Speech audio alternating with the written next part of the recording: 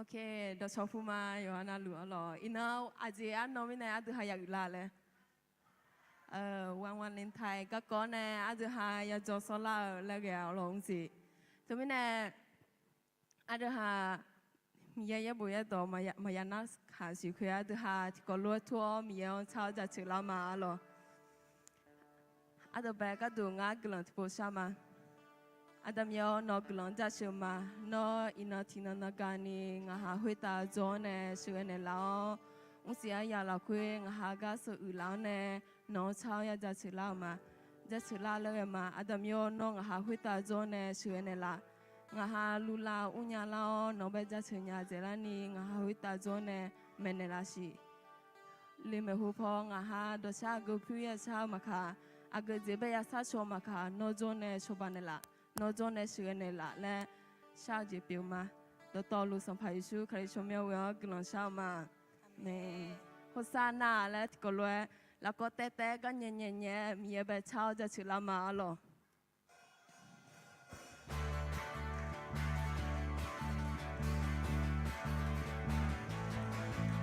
โฮซาน่าโฮซาน่าโฮซาน่ามียาจะเชื่อโฮซาน่าโฮซาน่าโฮซาน่ามียาจะเชื่อน้องชมยังอาชิโกเนี่ยมันได้จะเชื่อ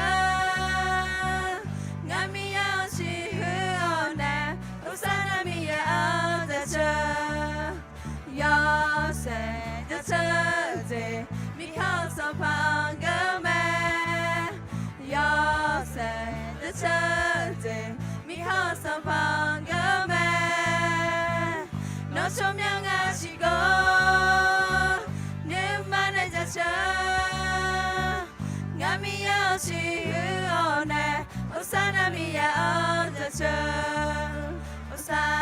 นาโอซานาโอซานามียาจะเชื่อโอซา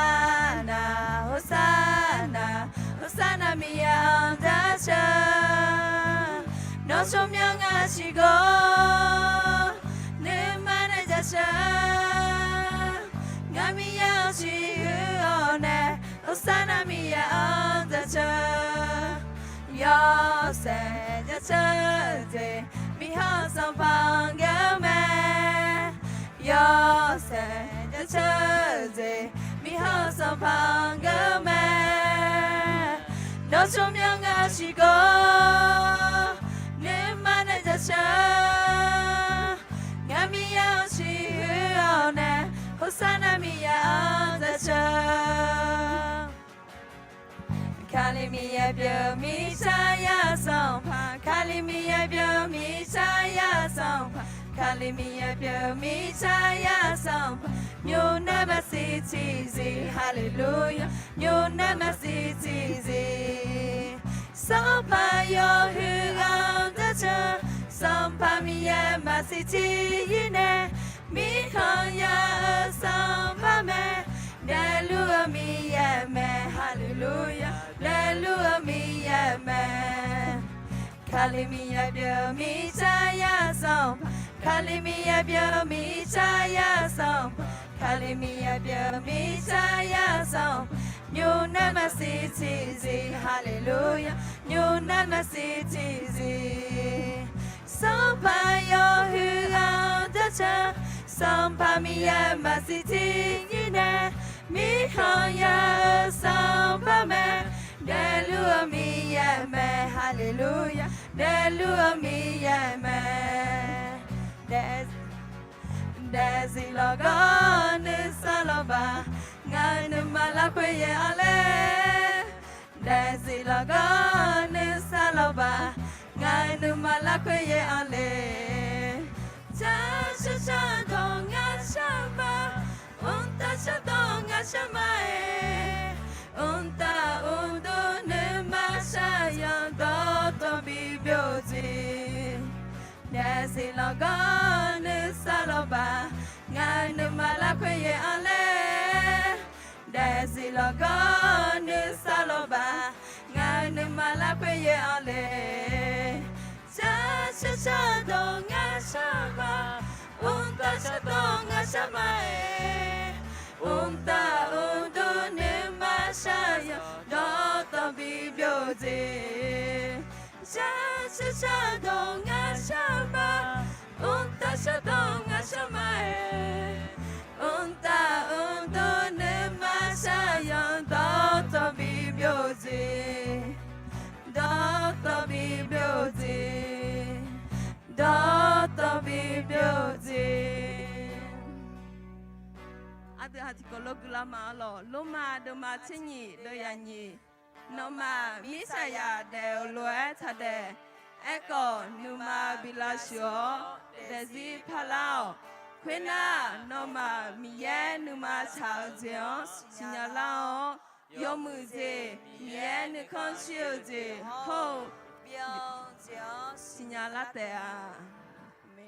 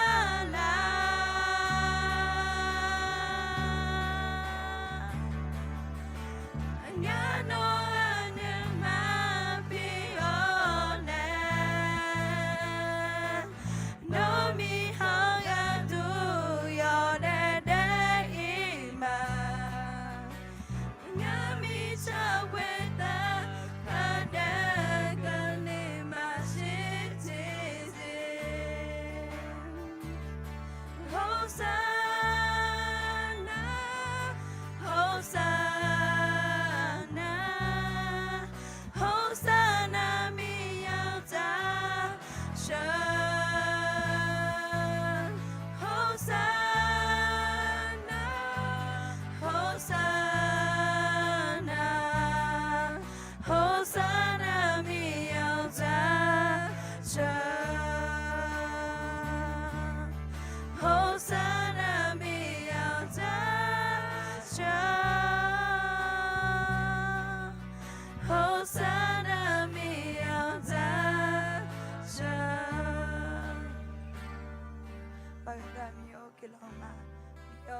出个个米也表，那把个米也表，那米有那干娘个表咩？这米呢那米有俺个做有俺那路，那米有俺有俺摩托有俺搞路诶，米有俺农搞嘢就是伢子咯，伢子会打起啊，干伢子伢呢，会伢干伢子伢那子你咩？有时候老农水呢那是。มีอ๋อนอเจบุลาคุยเอทาเมกาวเจียคือเจเจียเมเลเอทาลุเอมีอ๋องาฮานอเน่แค่ทาวตองเวเนงาฮาโจโกมีอ๋องาฮานาอาโกอาดามีอ๋องาฮาเจียวุตาเทียกาเนญานีน้องอาฮาลาคุยเวเนกาวเจหอมญานีอาดามีอ๋อนอพัดออนเลเนโลชีน้องซาจิเปียมาให้แต่มังเงินนี่สุดสลาวน้องอาฮายอนาลูคุยตาโจลิโอกาวเนล่าสบายชุดจมูกในกลางชามาแต่เมียวเนาะช่วยเนี่ยช่วยมาคือเราจะเตรียมยาแต่เมียว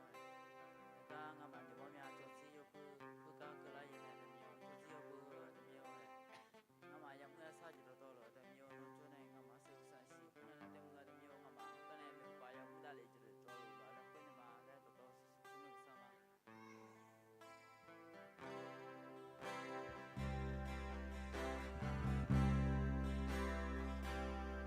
งานมาสมางาเจียลูกเปียชูเปียไงชูโดโดงาชาโดเปียแม่งานมาสมางาโอซานาชูเปียงาเดซีโอกาโกงาชาโดเปียแม่นายมเมโอนายมเมโอนายมเมโอนายมเมโองานมาสมาโลกันเนจะเลเปียอีลูเจละเงสิดูงาชาโตเปียแม่งานมาสมางาลาเควมิซาเปียอุจินายงาเวดูงาชาโตเปียแม่นายมเมโอนายมเมโอนายมเมโอนายมเมโอน้องงามเบียเจลางามเบียเจเนลายาน้องงามเบียเจลางามเบียเจเนลายา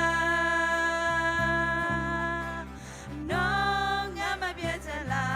งามเบียเจเนลายาน้องงามเบียเจลางามเบียเจเนลายาน้อยมเมโอน้อยมเมโอน้อยมเมโอน้อยมเมโอฮาเลลูยาฮาเลลูยาอันดับยองอาหารนั่นเด็กโนซอมือเจงอาหารยาวโนซอมือเจงอาหารฮอมอลุมาอันดับยองตุลตุนีอาหารอาบัวลีโนซอมือจะจ้าโนซอมือฮอมอลุตุนีอาหารยุงพายเดียวอาชอบไปยอเสพยาเนี่ยก็คือนี่น้องอาหารเฮตาโจนเชื่อเนี่ยละอ อาตมีโอแต่บางเงินโนโจเนส่วนในราศีเลมหูพองหาโนเสบุยตัวยันน่าหางเงเขาจีก็ก่อนยันน่าหามาอาตมีโอหายันน่าหาเนอุ้งโซสัชอยก็เกินนี้ยศสลาวน้องหากาดลงแล้วยาสิโชก็มีในราศีแลตัวต่อลูสัมภายุเคยชมเวลกลางเช้ามาอาเมนอันยัวยาละคุยอามันเนสิเวลก็เต้เนฮักมาโล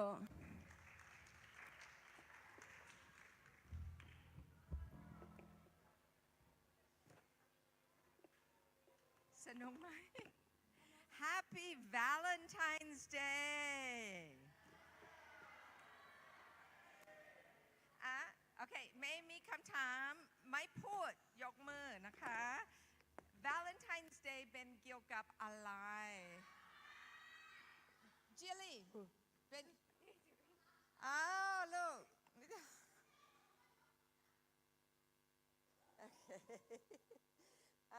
โอเคใช่เป็นเกี่ยวกับความรักแล้วก็แม่จะสอนอนุบาลถึงป.3 ก่อนโอเคแล้วก็แม่ใช่โอเคแม่อยากให้อนุบาลกับป.3 มานั่งที่นี่นะคะโอเคแต่ไม่ติดกันโอเคที่แม่จะสอนบางทีจะให้คนรู้สึกอายนิดหน่อยแล้วก็จะให้รู้สึกแปลกๆเป็นภาพที่บางทีคุณไม่อยากเห็นไม่มีคลิกเกอร์บางทีเป็นภาพที่ไม่อยากเห็นไม่อยากให้มองดูเพื่อนแล้วก็โอเคจะฟังแม่โอเคขอบคุณค่ะลูกโอเค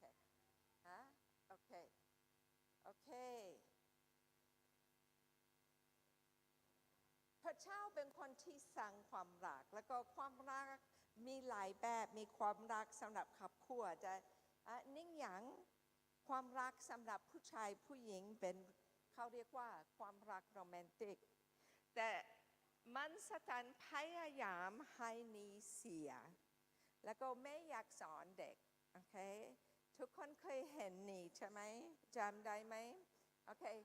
เมื่อเราดูที่นี่มือที่มีสีเขียวที่มือเห็นไหมนี่เป็นสัมผัสที่ดีถ้าว่าเราอยากจับมือของคนอื่นหรือจับมือกับเพื่อนนี่เป็นสัมผัสที่ดีไม่มีปัญหาโอเคแต่ที่สีเหลืองบางที่เราจะไม่ชอบบางครั้งเราไม่ชอบเมื่อคนมาตีเราที่หัวถ้าว่าเป็นคนอายุมากแล้วก็เขาทำเบาๆแล้วก็อธิษฐานเพื่อไม่ผิดแต่กับเพื่อนแล้วก็คนอื่นบางครั้งเมื่อทำนี้รู้นี่เราไม่ค่อยชอบโอเคแต่ที่สีแดงนี่เป็นไม่ดีเลยโอเคนี่เป็นตัวของเราไม่ให้คนอื่นมาจับตัวของเราและเราไม่จับตัวของคนอื่นด้วยโอเคบางครั้งจะมีผู้ชายรู้บางครั้งผู้หญิงที่มีนิสัยไม่ดีเมื่อเด็กเล็กๆมาหนังเขาจะเริ่มเล่นกับตัวนี้ไม่ถูกไม่แค่แต่ว่าเป็นพี่น้องกันรู้เป็นพ่อเลี้ยงรู้เป็นคุณครูเราไม่ให้คนอื่นใส่มือที่นอนใต้เสื้อผ้าของเราแล้วก็วุ่นวายกับเราถ้าว่ามีผู้ชายถ้าว่าเราเป็นผู้หญิงบางครั้งนี่ก็ขึ้นเป็นผู้หญิงแล้วก็บางครั้งก็ขึ้นกับผู้ชายด้วยที่จะมาคุยแต่อีกไม่นานเขาจะพยายามจับ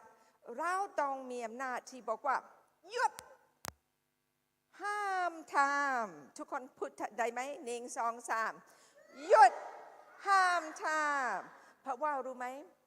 คนที่มีนิสัยไม่ดีเขากำลังสอบดูคุณจะทำอะไรถ้าว่าคุณตกใจแล้วก็ไม่ทำอะไรเลยเขาจะทำมากกว่านี้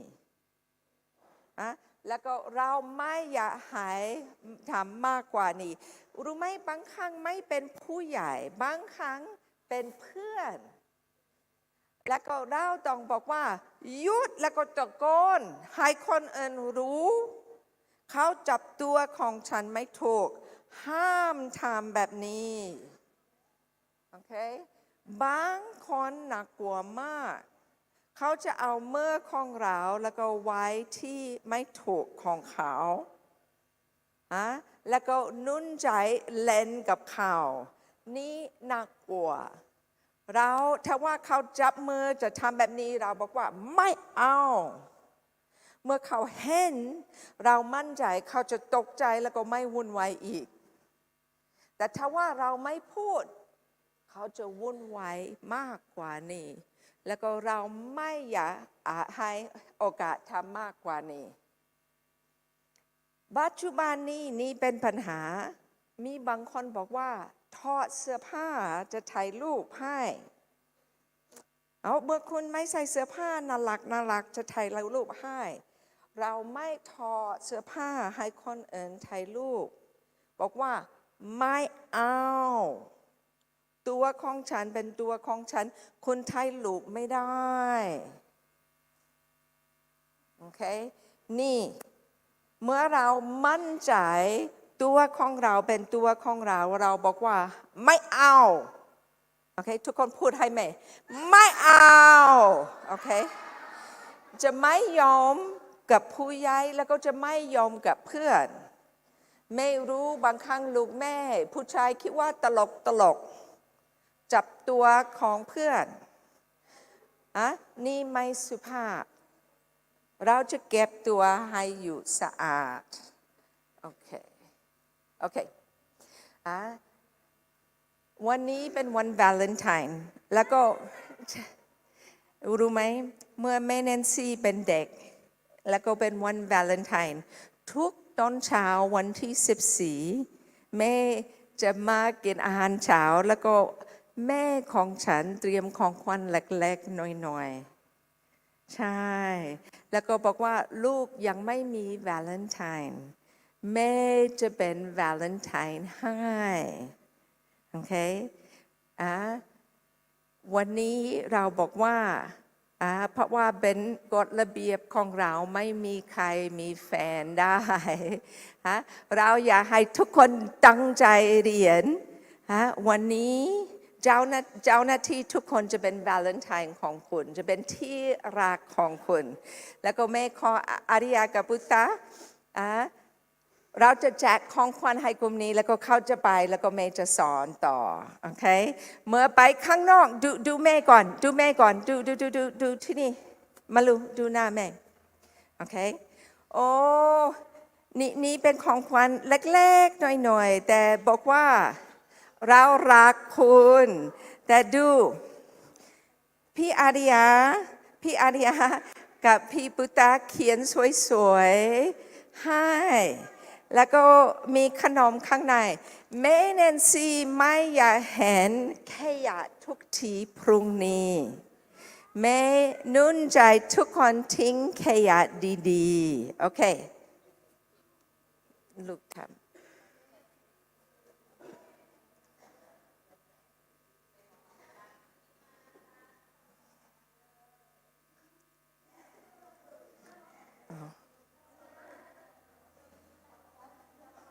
ไม่รู้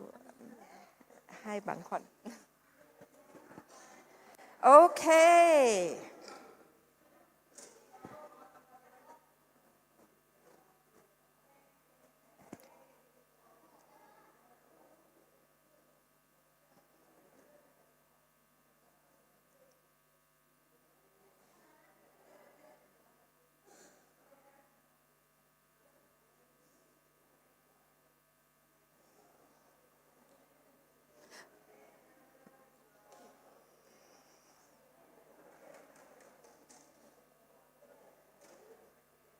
โอเค ทุกคนมีบางคนอยู่ในห้องนี้อยู่กับแม่หลายปีมาแล้ว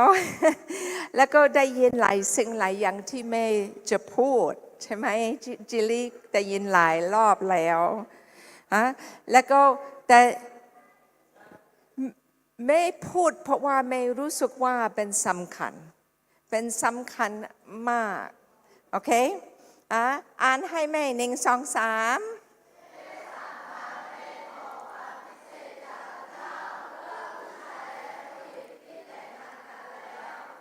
โอเคเรื่องเพศเป็นบางสิ่งสวยงามเรื่องเพศเป็นบางสิ่งที่ดีพระเจ้าเป็นคนที่สั่งเรื่องเพศมาจากความคิดของพระเจ้าเมื่อพระเจ้าสั่งมนุษย์พระเจ้าตั้งใจให้ของขวัญสำหรับเรื่องเพศแต่นิ่งยังที่หลายคนไม่เข้าใจเรื่องเพศเป็นสำหรับความสัมพันธ์ผู้ชายผู้หญิงที่มีพระสัญญาจะอยู่ด้วยกันตลอดชีวิตเรื่องเพศไม่เป็นเพื่อทุกคนทั่วไปเมื่อพระเจ้าสั่งเราเป็นผู้ชายผู้หญิงปัจจุบันนี้ทั่วโลกเขาสับสนมากมีผู้ชายบางคนพยายามเป็นผู้หญิงมีผู้หญิงที่พยายามเป็นผู้ชายเมื่อพระเจ้าตัดสินใจสั่งคุณในท้องของคุณแม่พระเจ้าตั้งใจให้คุณเป็นผู้ชายแล้วก็พระเจ้าตั้งใจให้คุณเป็นผู้หญิงแล้วก็พระเจ้าสั่งเรามีบางสิ่งที่ข้างในเราที่เป็นธรรมชาติเราจะสนใจเรื่องเพศเราจะมีบางสิ่งเราชอบสำหรับความรักแต่ตัวของเราจะสนใจเรื่องเพศไม่เป็นผิดเป็นธรรมชาติพระเจ้าสร้างเราเป็นแบบนี้โอเคคิดว่าปุที่ไม่ได้แปลนี่โอเคแต่แม่จะแปลให้เพราะว่าอยู่ใต้ภาพโอเคนี่บอกว่าพระเจ้าเป็นคนที่สั่งเราที่เรามีปรารถนาที่อยากมีเรื่องเพศแต่มันสถานให้เรื่องเพศเป็นอีกหนึ่งแบบโอเคแล้วก็ที่นี่เพราะว่าพระเจ้าเป็นพระเจ้าที่สร้างเรื่องเพศพระเจ้ารู้อะไรเป็นดีที่สุดโอเคแม่เคยพูดนี่นาฬิกานี่โอเคเมื่อแม่ได้รับนาฬิกานี้จริงๆใส่ในน้ำแต่สมมติว่าแม่อ่านแล้วก็บอกว่าห้ามใส่นาฬิกานี้ในน้ำถ้าว่าใส่ในน้ำจะเสียแล้วก็ในวันแม่คิดว่าไม่เป็นไรฉันอยากว่ายน้ำแล้วก็อยากรู้กี่โมงแล้วก็ไม่ว่ายน้ำแล้วก็ใส่ในน้ำเต็มที่แล้วก็นาฬิกาเสียแม่จะโมโหใครจะโมโหคนที่สั่งนาฬิกาไหมไม่ต้องโมโหตัวเองเพราะว่าไม่ได้ทำที่คนสั่งพระเจ้าสั่งเราพระเจ้าให้เราเรื่องเพศแต่พระเจ้าบอกว่าเรื่องเพศเป็นคุณแต่งงานเมื่อคุณมีแฟน1 คนแล้วก็จะอยู่ด้วยกันตลอดชีวิตเรื่องเพศเป็นบางสิ่งสวยงามมากเป็นบางสิ่งที่ดีเมื่อมีพระสัญญาจะอยู่ด้วยกันตลอดชีวิตรู้ไหมนี่เป็นใครนี่รู้ไหมพ่อกับแม่เมื่อแต่งงานเราแต่งงาน3 ครั้งเราทำพิธีที่หมู่บ้านเราทำพิธีแบบฝรั่งที่สหรัฐแล้วก็เราทำพิธีที่โบสถ์ไทยพ่อแม่แต่งงานเต็มที่ แต่เป็นเวลาสวยงามพ่อกับแม่เด็กสนใจเราจะเก็บตัวทิ้งเวลาแต่งงานรู้ไหมคุณคิดว่าแม่อายุเท่าไหร่เมื่อแต่งงานใครรู้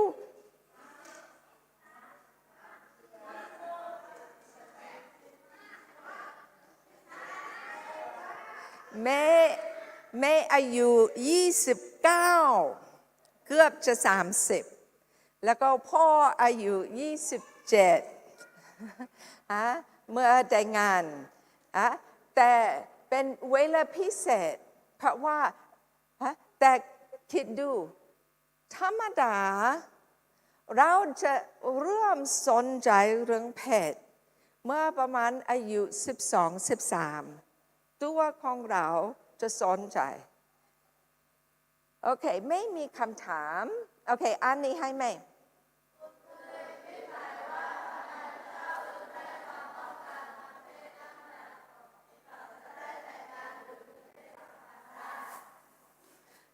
ทำไมพระเจ้ามาสร้างเราให้เราสนใจมีปรารถนาคิดถึงเรื่องเพศเมื่ออายุ13แล้วก็ยังไม่เป็นเวลาแต่งงานทำไมพระเจ้าทำแบบนี้อันนี้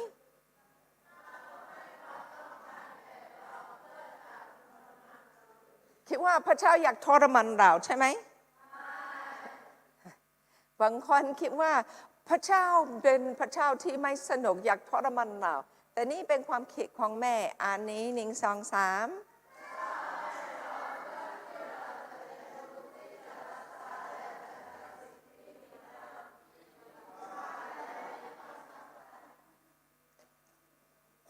เรื่องเพศเป็นบางสิ่งที่สวยงามเป็นของขวัญยิ่งใหญ่แต่พระเจ้าอยากให้เรามีวินัยแล้วก็เข้าใจมีคุณค่าเท่าไหร่รู้ไหมใครในห้องนี้1 วันอยากแต่งงานโอ้ไม่เชื่อไม่เชื่อโอ้ไม่เห็นผู้หญิงเมื่อเห็นบางสิ่งโรแมนติกเราโอ้ชอบดูหนังสำหรับมีพระเอกหล่อๆแล้วก็นางเอกสวยๆคิดว่าหลายคนมีบางสิ่งในใจ1 วันอยากแต่งงานแต่รู้ไหม รู้ไหมของขวัญยิ่งใหญ่ที่สุดที่คุณจะให้คู่ชีวิตของคุณเก็บตัวเองอยู่บริสุทธิ์ทิ้งเวลาแต่งงานโอเคทำไมโอเคพระเจ้าสั่งเรื่องเพศเพื่ออะไรบ้างเพื่ออะไรเพื่อเราจะมีลูกพระเจ้าบอกว่าเมื่อสั่งอาดัมกับเอวาเขาบอกว่าคุณจะมีลูกโอเคนี่เป็นนำพระทัยของพระเจ้าแต่ปัญหาเป็นเมื่อเราอายุ15-16เองแล้วก็นอนกับแฟนแล้วก็เราไม่พร้อมเป็นคุณแม่แต่มีท้องหลายคนที่นั่งในห้องนี้นั่งที่นี่อยู่ที่นี่เพราะว่านี่เกิดขึ้นในชีวิตของคุณพ่อแม่ไม่พร้อมที่แต่งงานรู้แม่มีท้องแล้วก็ทุกคนทำอะไรเขาคิดว่าโอ้ต้องแต่งงานเพราะว่ามีท้องแล้วก็พ่อแม่แต่งงานแล้วก็สุดท้ายแยกกันโอเคอีก1 อย่างพระเจ้าสั่งเรื่องเพศเพื่ออ่านหัวข้อให้แม่1 2 3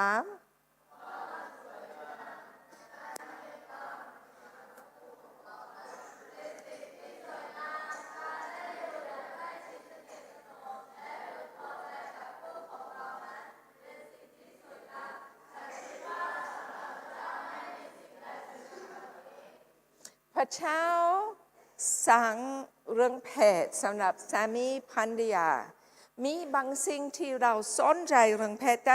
มีบางสิ่งที่เรา เราอยากมีหนึ่งคนที่รู้จักเราจริง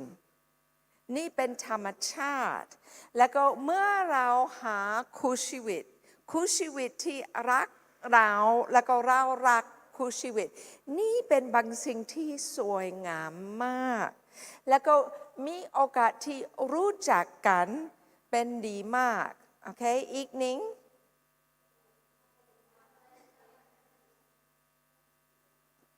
อ่านอีกหนึ่งครั้งให้ไหม เป็นธรรมชาติที่เราอยากอยู่ติดสนิทกับคนโอเคเป็นบางสิ่งสวยงามเมื่อจะอยู่ด้วยกันตลอดชีวิตโอเคแม่จะให้ไมโครโฟนลงไปแล้วก็พูดเสียงดัง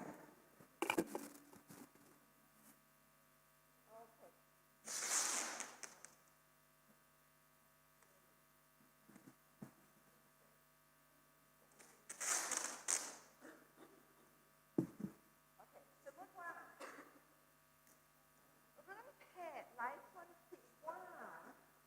เป็นเกี่ยวกับตัวเท่านั้นไม่ได้ยินแต่จริงๆเป็นมากกว่าตัว เมื่อผู้ชายกับผู้หญิงนอนด้วยกัน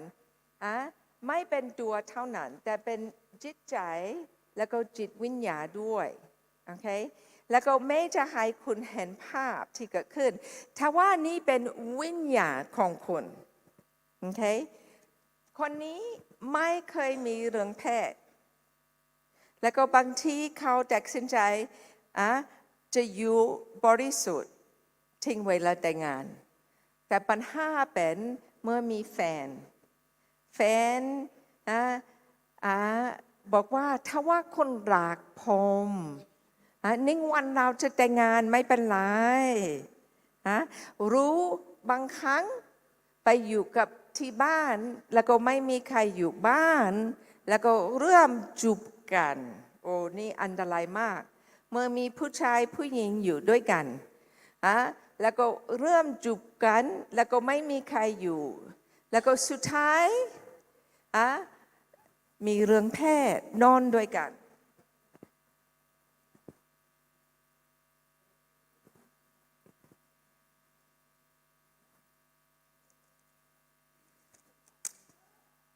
โอเคโอ้เป็นประสบการณ์ดีแต่สุดท้ายเมื่อมีเรื่องเพศแล้วทะเลาะกันทะเลาะนี้เขาชอบไปเที่ยวแล้วก็ไม่บอกจะไปที่ไหนแล้วก็คุณกำลังโทรไปแล้วก็สุดท้ายแฟนเด็กสินใจไม่อยากเป็นแฟนกับคนต่อไปโอ้ทำถูกไม่เป็นไรเอานี่ทำถูกโอ้ดูแฟนไปแต่เกิดอะไรขึ้นกับวิญญาณของคุณติดบางสิ่งมาจากผู้ชายนี่รู้ผู้หญิงนี่ที่อยู่กับคุณแล้วก็เจ็บมากเพราะว่าคุณคิดว่ารักคนนี้มากแต่ตอนนี้เขาทิ้งแล้วก็มีผู้ชายสีเขียวไปแต่มีผู้ชายจริงๆนี่จะเป็นสำหรับทำศิลปะมีผู้ชายสีเหลืองมาเราทำแบบนี้ก็ได้แล้วก็คุณคิดว่าไม่เกิดขึ้นหนึ่งครั้งแล้วจะรอแต่หนึ่งวันเที่ยวด้วยกันไม่มีใครอยู่เริ่มจูบกันกอดกันแล้วก็เกิดขึ้นอีก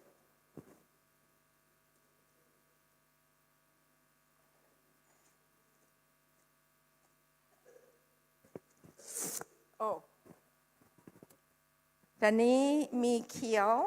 แล้วก็สีเหลืองที่ติดวิญญาณของคุณสุดท้ายพบพระเอกหรือนางเอกแล้วก็จะแต่งงานแต่เมื่อจะแต่งงานกับพระเอกของคุณมีบางสิ่งติดวิญญาณเข้าไปที่เตียงกับคนที่จะอยู่ด้วยกันตลอดชีวิตพระเจ้าไม่ได้สร้างเราเพื่อมีหลายคนแบบนี้ไม่มีบางคนที่แต่งงาน แล้วก็เมื่อแต่งงานมีปัญหาเยอะมาก แล้วก็เมื่อเขามาเราอธิษฐานแล้วก็ล้างนี้ให้สะอาดแล้วก็ดูไม่ติดดีๆด้วย คนที่คุณจะอยู่ด้วยกันตลอดชีวิตไม่ดิกกันมากเท่าไหร่เพราะว่าคุณดิกกับ2 คนแล้ว พระเจ้ารักษาได้ไหมรักษาได้ แต่เรามีความคิดไม่เป็นไรนั่งลงได้ไม่เป็นไรฉันจะนอนกับคนนี้นอนกับคนนี้นอนกับคนนี้แล้วก็ในวันจะอธิษฐานแล้วก็รักษาหมดเลยไม่ทุกประสบการณ์ถ้าว่าคุณหลับกับ2-3 คนเมื่อคุณหลับกับแฟนตัวเองเป็นแบบให้2-3 คนเข้าไปที่เตียงด้วยกันนี่ไม่เป็นนำพระทัยของพระเจ้าพระเจ้าอยากให้เรื่องเพศเป็นบางสิ่งที่สวยงามบางสิ่งดีมากบางสิ่งที่จะเป็นพระพรเพื่อนหนึ่งวันจะเป็นคุณแม่หนึ่งวันจะเป็นคุณพ่อเรื่องเพศไม่เป็นเพื่อใครก็ได้โอเคแต่โลกของเรากำลังบอกอีกหนึ่งอย่างดูนี่ถ้าว่าผู้หญิงแต่งตัวเซ็กซี่มากแล้วก็ถ่ายรูปโอ้ไลค์ผู้ชายชอบมากแต่ผู้หญิงที่ถามที่มีทำสวยมากมีไลค์15เท่านั้นเราบอกว่าผู้หญิงถ้าคนไลค์คุณต้องเซ็กซี่ต้องแต่งตัวเซ็กซี่แล้วก็เซลฟี่แล้วก็ผู้ชายจะชอบมากบางทีผู้ชายชอบอุ๊ยขอโทษผู้ชายชอบดูแบบนี้แต่รู้ไหมเขาชอบดูแต่เขาไม่อยากมีภรรยาแบบนี้เมื่อผู้ชายเห็นผู้หญิงแบบนี้ความคิดของผู้ชายคนนี้ง่ายเขาคิดถึงเรื่องเพศแต่ไม่คิดถึงคู่ชีวิตแล้วก็อีกหนึ่งอย่างมันสถานให้เด็กเข้าไปดูเรื่องเพศรู้คุยกับคนอื่นสำหรับเรื่องเพศที่บอกว่าห้ามพูดที่สหรัฐตอนนี้ประมาณ 5-6 ปีมีนี่เกิดขึ้นกับผู้ชายมากกว่าผู้หญิงบางที่เกิดขึ้นกับผู้หญิงด้วยเขาจะเริ่มคุยกับคนออนไลน์เขาอยู่ในห้องตัวเองแล้วก็เริ่มคุยกับในห้องแล้วก็คนพยายามบอกว่าฉันอายุประมาณเท่ากันคนแล้วก็ชอบคุณแล้วก็คุยไปคุยมาแล้วก็สุดท้ายเขาส่งภาพของผู้หญิงที่สวยอายุประมาณเท่ากันแต่จริงๆไม่เป็นผู้หญิงแล้วก็เขาส่งภาพที่ผู้หญิงเริ่มถอดเสื้อผ้าแล้วก็เขาบอกผู้ชายถอดเสื้อผ้าแล้วก็ถ่ายรูปแล้วก็ส่งให้ฉันแล้วก็บางครั้งเขาจะปฏิเสธบอกว่าไม่เอาแล้วก็สุดท้ายเขายอมแล้วก็เขาส่งภาพทิ้งนิดหน่อยนี่อีกไม่นานผู้ชายไม่ใส่เสื้อผ้าแล้วก็ส่งภาพแล้วก็สุดท้ายอีกหนึ่งคนเข้ามาเขาบอกว่าจะให้พ่อแม่เห็นภาพนี้คุณต้องให้100,000 บาทคืนนี้เราจะส่งภาพนี้ให้พ่อแม่ของคุณรู้ผู้ชายทำอะไรเขาไม่มี100,000 บาทเขาไม่อยากให้พ่อแม่เห็นภาพแบบนี้รู้ไหมสุดท้ายทำอะไรฆ่าตัวเองตายเกิดขึ้นไม่อ่าน10 เรื่องที่นี่เกิดขึ้นเพราะว่าเขาเริ่มส่งเมสเซจแล้วก็ผู้หญิงเขาคิดว่าผู้หญิงสวยๆชอบแล้วก็ดึงเต้นแล้วก็ไม่คิดเราต้องระวังมี หลายคนที่เริ่มคุยกับผู้ชายเขาบอกว่าเราพบกัน แล้วก็เข้าใจที่จะพบกัน เมื่อไปทิ้งที่โน่นไม่เป็นผู้ชายหล่อๆเป็นผู้ชายแก่ๆที่จะให้คุณไปเป็นโสเภณีเราต้องระวังมันสถานพยายามหลอกโอเคมันสถานพยายามนี่ไม่เป็นที่แม่เตรียมไว้ ไม่เปลี่ยนนิดหน่อยแล้วก็โอเคไม่เป็นไรอ่านที่หนึ่งให้แม่1 2 3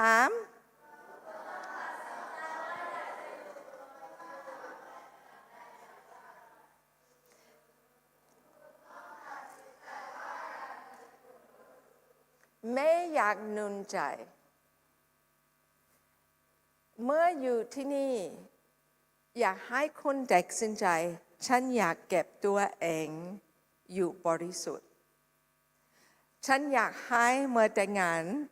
พระเอกหรือนางเอกของขวัญยิ่งใหญ่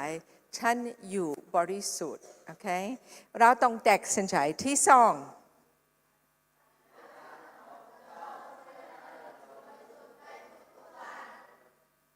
โอเคเราทุกคนมีใจอยากมีแฟนเราอยากมีคนที่จะรักเราทุกคนจะสนใจเรื่องเพศทุกคนจะสนใจดูภาพโผทุกคนจะสนใจแต่เราต้องพึ่งพันพระเจ้าที่จะชนะนี่เป็นโอกาสสร้างความสัมพันธ์กับพระเจ้ามากขึ้นโอเค3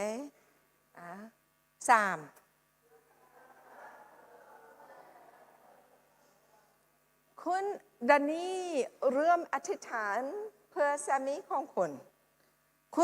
เริ่มอธิษฐานเพื่อภรรยาของคุณไม่รู้ภรรยาอยู่ที่ไหนไม่รู้สามีอยู่ที่ไหนแต่ขอพระเจ้าช่วยเขาอยู่บริสุทธิ์ขอพระเจ้าปกป้องเขาเพื่อจะไม่แต่งงานกับคนอื่นก่อนพบคุณรู้ไหมแม่อธิษฐานเพื่อพ่อเกือบ10 ปีแล้วก็แม่ไม่เคยคิดเมื่อแม่เริ่มอธิษฐานเพื่อพ่อแม่อยู่ที่สหรัฐถ้าว่ามีคนบอกว่าสามีของคุณอยู่ที่ประเทศไทยแม่จะคิดว่าแล้วก็เป็นคนอาขาไม่เคยคิดแบบนี้แต่แม่อธิษฐานพระเจ้าจะเตรียมผู้ชายที่มีใจเดียวกันแม่พระเจ้าจะเตรียมผู้ชายที่รักพระเจ้ามากกว่าจะรักแม่พระเจ้าจะเก็บผู้ชายนี้ทิ้งไว้แล้วฉันพบเขาอยากนุ่นใจเริ่มอธิษฐานเพื่อคู่ชีวิตโอเค4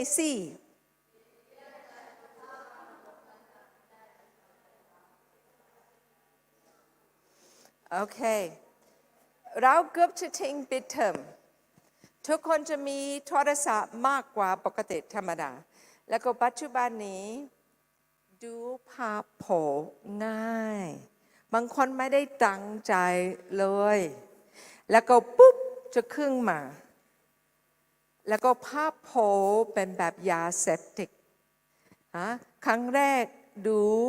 แล้วก็เราชอบแล้วก็รู้สึกดีแต่เราอยากเห็นมากขึ้นแล้วก็หลายคนดิดปัญหาเมื่อเราดู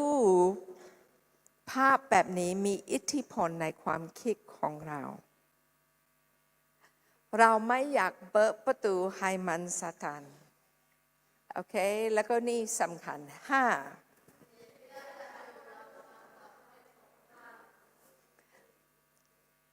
เมื่อปิดเทอมเราจะไม่ขึ้นมอเตอร์ไซค์กับผู้ชายแล้วก็ไปที่ไม่มีใครอยู่เราจะไม่ไปที่บ้านผู้หญิงที่พ่อแม่ไม่มีใครอยู่บ้านถ้าว่าทำแบบนี้คุณกำลังเปิดประตูให้มันซาตานมีโอกาสวุ่นวายกับคุณตัวของคุณเป็นพิเศษแล้วก็เรามีพระเจ้าที่อยากให้ของขวัญยิ่งใหญ่ของขวัญสุดยอด เพื่อเมื่อคุณแต่งงาน จะเป็นบางสิ่งที่สวยงาม จะเป็นเมื่อพระเอกใส่แหวนที่นิ้วแล้วก็สัญญาจะอยู่ด้วยกันตลอดชีวิต เป็นเวลาที่คุณจะมีประสบการณ์ที่เรื่องเพศที่ดีมาก แล้วก็เป็นแบบที่พระเจ้าอยากให้เป็น นี่เป็นใจของแม่ รู้ไหม เรามีนิ้งคู่ที่แต่งงานที่คริสตจักรนี้ รู้เป็นใคร พี่แอนตั้งแต่สังคริสตจักรนี้มีนิ้งคู่ แต่ไม่มีความฝัน ไม่มีความฝัน ลูกแม่หลายคนจะแต่งงานที่นี่ จะแต่งงานที่นี่แล้วก็เราจะมีฉลองแล้วก็แต่ไม่ต้องเตรียมใจของคุณซาลาโลชอบทำพิธีแต่งงาน แล้วก็เมื่อเรามีคู่ที่มาแล้วก็บอกว่าซาลาโลทำพิธีแต่งงานแล้วก็แต่งงานที่คริสตจักรรู้ซาลาโลจะทำ2 คนนอนด้วยกันแล้วหรือยังถ้าว่านอนด้วยกันเขาจะนุ่นใจแต่งงานที่บ้านดีกว่าแล้วก็ให้คนอื่นทำแต่ถ้าว่าคุณเก็บตัวกำลังรอแต่งงานซาลาโลกับแม่จะบอกว่ายินดีให้แต่งงานที่นี่แล้วก็เราจะมีพิธีแต่งงานสวยงามแล้วก็แม่อยากเห็นลูกนักศึกษาเด็กทุกคนเมื่อคุณไปหาคู่ชีวิตแต่อีกหนึ่งอย่างเมื่อคุณมาพ่อจะถามนี้ด้วยถ้าว่าผู้หญิงมากับแฟนคำถามจะเป็นแฟนเป็นศาสนาคริสต์ไหมแฟนรับเชื่อแล้วหรือยังถ้าว่าแฟนไม่เป็นคริสเตียนพอจะหนุนใจแต่งงานที่อื่นเมื่อคุณเอานางเอกสวยๆมาพอจะทำเขารับเชื่อแล้วหรือยังบางครั้งพ่อจะอธิษฐานเพื่อเขาในเวลานอนแล้วก็ให้รับเชื่อเพราะว่าพระคัมภีร์สอนชัดดีเมื่อเราแต่งงานเราอยากแต่งงานที่กับคนที่มีความเชื่อเหมือนกันเราโอเคทุกคนรู้กฎระเบียบของเราเป็นในเวลาอยู่ที่นี่เป็นเด็กหรืออยู่ที่นี่เป็นนักศึกษาเราไม่ให้มีแฟนเพราะว่าเรารู้สึกว่านี่ที่คุณเรียนหนังสือลูกจะสร้างชีวิตแล้วก็ที่แม่พูดกับลูกชาย2 คนตลอดลูกจริงๆของแม่คุณจีบกับผู้หญิงไม่ได้ถึงเวลาคุณมีอาชีพที่ดูแลผู้หญิงเมื่อคุณมีอาชีพแล้วก็ทำงานแล้วก็ดูแลผู้หญิงดีๆเรื่องจีบได้แต่ในเวลานี้คุณกำลังสร้างอนาคตแล้วก็อนาคตเป็นเรียนหนังสือเรียนสูงแล้วก็จบเพื่อคุณจะมีอาชีพดูแลแฟน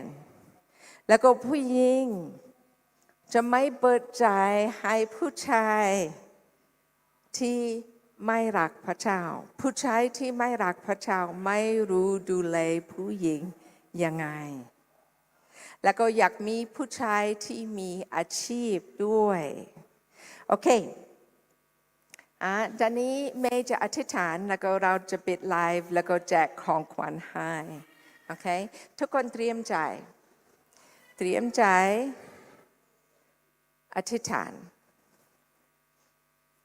เอาพระเจ้าเราได้ยินหลายสิ่งหลายอย่างคืนนี้สำหรับเรื่องเพศแล้วก็เริ่มเข้าใจมากขึ้นช่วยให้บางสิ่งเกิดขึ้นในใจของลูกแม่ที่ตัดสินใจ อยากเก็บตัวเองอยู่บริสุทธิ์ทิ้งเวลาแต่งาน เราขอบคุณพระองค์พระองค์ให้เราของขวัญเรื่องเพศแต่พระองค์บอกเราใช้เรื่องเพศยังไงโอ้เมื่อทิ้งปิดเทอมนี้แล้วก็เป็นเวลาที่ทุกคนกลับบ้านเราล้างลูกแม่กับพระโลหิตของพระเยซูคริสต์ทุกคนจะคิดดีๆมองดูอะไรทำอะไรพูดอะไรเปิดใจกับใครแล้วก็ทุกคนจะรู้สึกว่าไม่ได้กลับบ้านคนเดียวแต่กลับบ้านกับพระองค์เราอธิษฐานในพระนามพระเยซูอาเมนโอเค